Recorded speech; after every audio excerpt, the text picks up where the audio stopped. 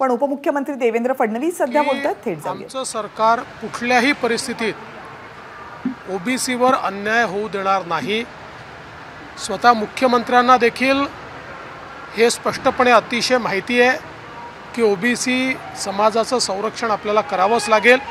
त्यामुळे त्यांची ही भूमिका ही तशाच प्रकारची आहे आणि मी अगदी स्पष्टपणे सांगू इच्छितो की जोपर्यंत भारतीय जनता पार्टी सरकारमध्ये आहे तोपर्यंत काहीही झालं तरी आम्ही ओबीसीवर अन्याय होऊ देणार नाही।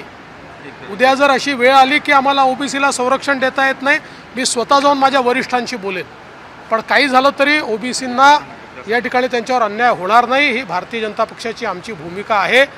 आणि भुजबळ साहेबांना देखील माझं सांगणं आहे, मी त्यांच्याशी स्वतः चर्चा करणार आहे। जे काही त्यांचे आक्षेप असतील त्यांनी निश्चित सांगावे। जर कुठेही अन्याय होत असेल ओबीसीवर तर आपण निश्चितपणे त्याच्यामध्ये परिवर्तन करू, बदल करू, त्याच्यात आवश्यक त्या प्रकारे ज्या काही सुधारणा करायच्या ते आपण करू। ओबीसीवर अन्याय होऊ देणार नाही।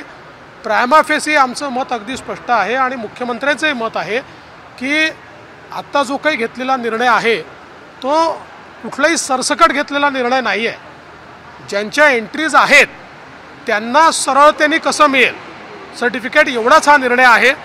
त्यामुळे जे काही मीडियामध्ये येत आहे, जे काही आकडे मीडियामध्ये येत आहेत, जे काही वेगवेगळे विषय मीडियामध्ये येत आहेत, या विषयांवर दोन्ही बाजूने म्हणजे ओबीसी समाजाच्या बाजूने किंवा इकडे मराठा समाजाच्या बाजूने रिॲक्शन देणं हे अत्यंत अयोग्य ठरेल। माझं मत अतिशय स्पष्ट आहे, सरकारची भूमिका बॅलन्स्ड आहे। सरकार कुठल्याही परिस्थितीत ओबीसी समाजावर अन्याय होऊ देणार नाही आणि मराठा समाजाच्या आरक्षणाच्या संदर्भात आम्ही प्रोसेस सुरू केलेली आहे। त्यामुळे जे काही कायदेशीर प्रोसेस करून मराठा समाजाला आरक्षण द्यायचं आहे त्या संदर्भात राज्य मागासवर्ग आयोग पूर्ण कारवाई करत आहे। अशा परिस्थितीमध्ये यावर मला असं वाटतं की सगळ्यांनीच संयम बाळगला पाहिजे। मी पुन्हा एकदा सांगतो, भारतीय जनता पार्टी जोपर्यंत सरकारमध्ये आहे आम्ही ओबीसीवर अन्याय होऊ देणार नाही। राज ठाकरे म्हणतात आरक्षण केवळ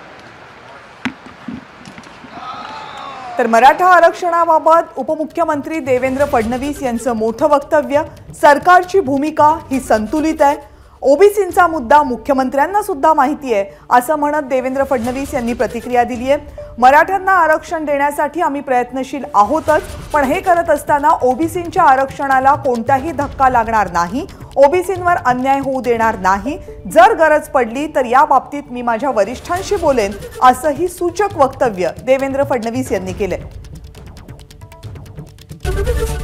एबीपी माझा, उघडा डोळे बघा नीट।